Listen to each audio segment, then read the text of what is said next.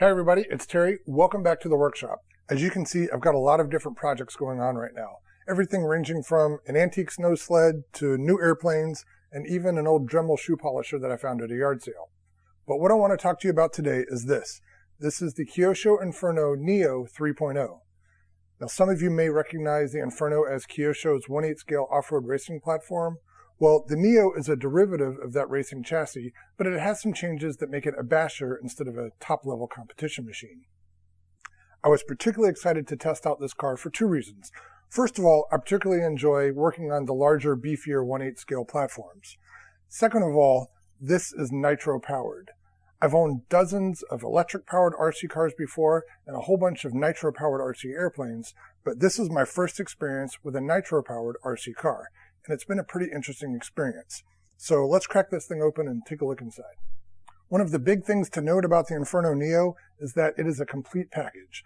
Of course, you get the rolling chassis with a full set of all-terrain tires and a painted body, but it also includes Kyosho's 21 size nitro engine and a 2-channel 2.4 GHz radio system with 2 high-torque Metal Gear servos. Now, not only is all of this stuff included, but it's all pre-built at the factory. When you pull the car out of the box, it's pretty much ready to go and looks just like this. Now, with this kind of machine, you're going to have to get familiar with how to work on it because it has certain maintenance demands and you're going to break it from time to time. But the advantage of having a pre-built machine out of the box is that you know when you first start out, everything is going to be assembled correctly. There's a short list of items that you'll have to provide. That includes AA batteries for the pistol grip transmitter and the onboard receiver. You'll need glow fuel, and I chose O'Donnell's 20% fuel. And of course, you'll need a squeeze bottle to get the fuel from the jug into the gas tank. And this is Dubro's 800 milliliter squeeze bottle. And the last thing you'll need is a glow plug igniter.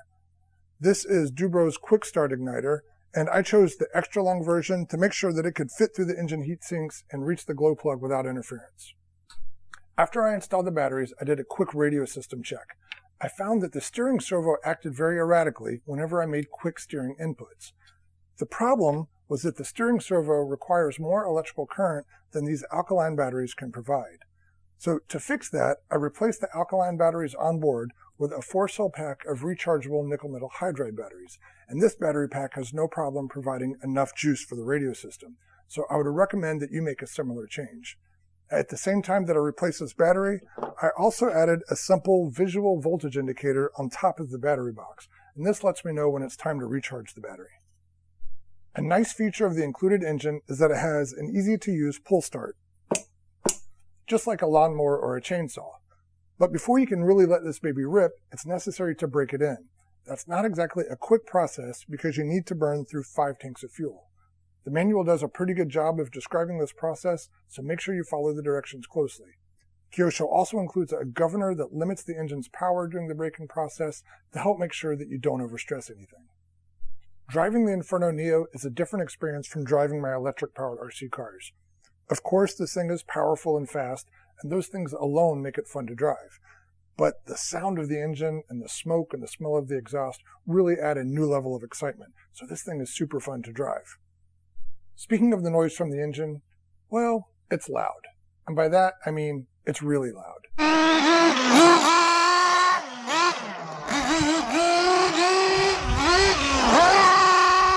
This is not the kind of car that I would recommend driving on your average neighborhood street. Take the time to find a place where you can run this thing without annoying all of your neighbors. So far, I've driven the Inferno EVO on pavement, grass, mud, and even snow. I'm really surprised by how well the tires work on all of those surfaces. The only time that I've had it stuck is when I tried to drive it through really deep snow. There are a lot of tuning options here, like shock oils and springs and toe-in and camber, but I haven't messed with the box stock configuration yet because I think it handles pretty well as is. There's a little bit of understeer on pavement, but on off-road surfaces, I think the handling is very neutral and it jumps really great.